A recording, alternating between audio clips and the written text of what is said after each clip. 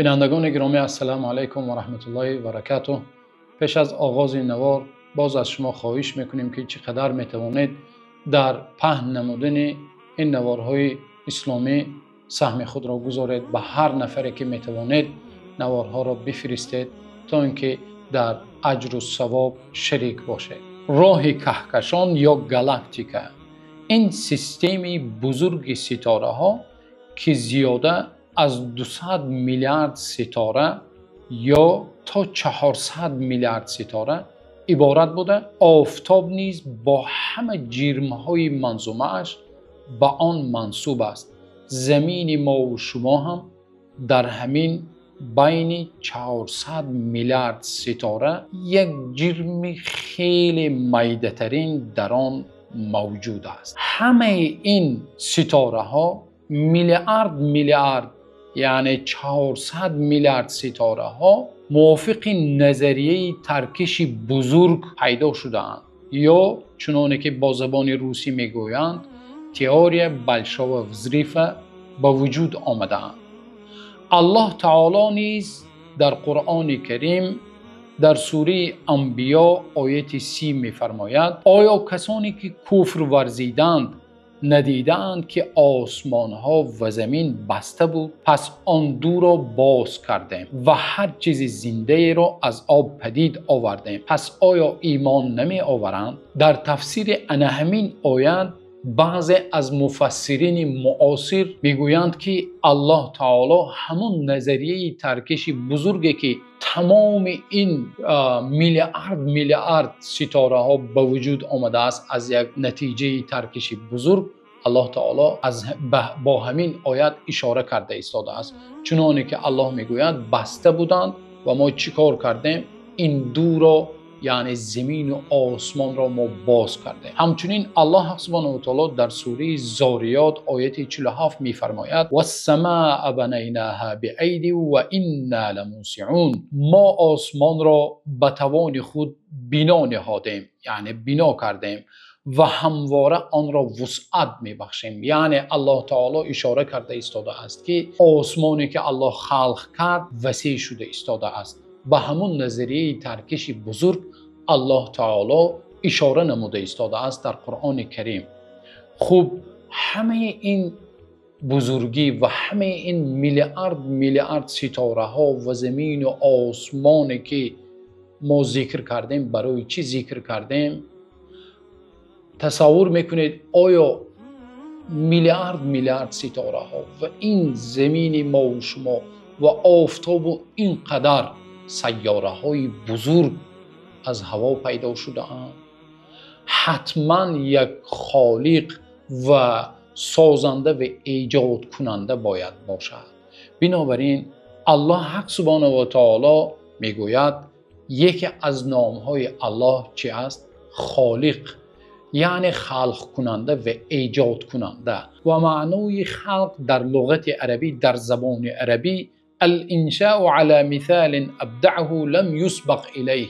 یعنی معنایش در زبان عربی چنین بوده است که آفریدن و ایجاد کردن یک چیزی که بدون سابقه، یعنی پیش از اون هیچ کس آن را نآفریده بود و آن چیز در عدم بود، یعنی نبود. یک چیزی نبوده را الله سبحانه و تعالی پیدا کرد و امروز هر نفری که یک چیز را ایجاد کردنی می شود، تمام آن چیزی که در روی زمین هست آن را دیده یا اینکه از خودش پیشتره انسان‌هایی که ایجاد کرده بودند به ایجادیات آنها و ساختن آنها نگاه کرده، به همان قیاس کرده یک چیز را ایجاد میکنند. اما الله سبحانه و تعالی وقتی زمین و آسمان و تمام مخلوقات و موجودات را آفرید، الله سبحانه و تعالی همه این را از نابودی آفرید، از عدم آفرید، یعنی یگون چیز نبود و الله سبحانه و تعالی آن را آفرید. بنابراین الله سبحانه و تعالی در قرآن کریم این نام زیبا خالق و وصف خود را در قرآن کریم در 11 جای ذکر کرده است. در 11 آیت الله سبحانه و تعالی ذکر کرده است و همچنین نام دیگری خود که خلاق است، ریشه از خلق است، بسیار آفرنده و بسیار سازنده که میلیارد موجودات را الله سبحانه و تعالی آفریده است.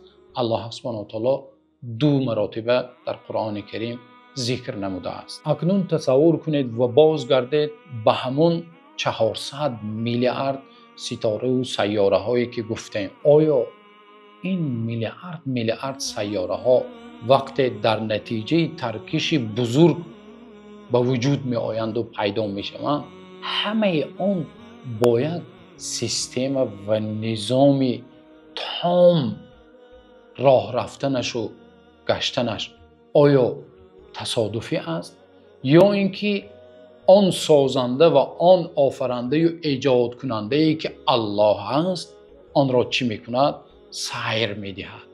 الله سبحانه و تعالی در سوره یاسین آیت 40 چنین میفرماید: للشمس ینبغی لها ان تدرک القمر ولا اللیل سابق النهار و کل فی فلک یسبحون. یعنی نه خورشید را سزاوار است که در سیر خود به ماه برسد، یعنی آفتاب در سیر خود وقتی دور میزند به ماه نمیرسد میگوید، و نه شب به روز پیشی میگیرد و نه شب از روز پیش میشود. همه با نظام خود، آن نظامی که الله آفریده است، موافق همون نظام سیر میکنند و هر یک از ستاره و سیاره در مدار شنا می‌ورزند. ببینید الله سبحانه و تعالی چی زیبا برای ما و شما نظام این دنیا را و تمام سیاره های موجودات را بیان کرده است. بنابراین الله سبحانه و تعالی در 4 جای قرآن کریم، یعنی در 4 آیت بیان کرده میگوید: ولئن سألتهم من خلق السماوات والارض وسخر الشمس والقمر لیقولن الله فأنا یؤفکون. یعنی و اگر شما از آنان، یعنی مشرکانی که در زمان پیامبر صلی الله علیه و سلم بودند، از همانها بپرسید چه کسی آسمان ها و زمین را آفریده است و خورشید و ماهتاب را به خدمت شما گذاشته است؟ مسلما آنها میگویند، یعنی مشرکان دور پیامبر صلی الله علیه و سلم، وقتی از آنها این سوال پرسیده میشد، آنها میگفتند البته زمین و آسمان و تمام موجودات را الله سبحانه و تعالی آفریده است. پس مادامی که الله سبحانه و تعالی آفریده است، برای چی ما به الله سبحانه و تعالی روی نمی بیاریم؟ برای چی ما از عبادت الله سبحانه و تعالی سرکشی میکنیم؟ و همچنین الله سبحانه و تعالی در سوره لقمان آیت 10 و 11 میفرماید: چنان که میبینید الله تعالی آسمان ها را بدون ستون آفرید و در زمین کوههای استوار و مستحکم پیافکند.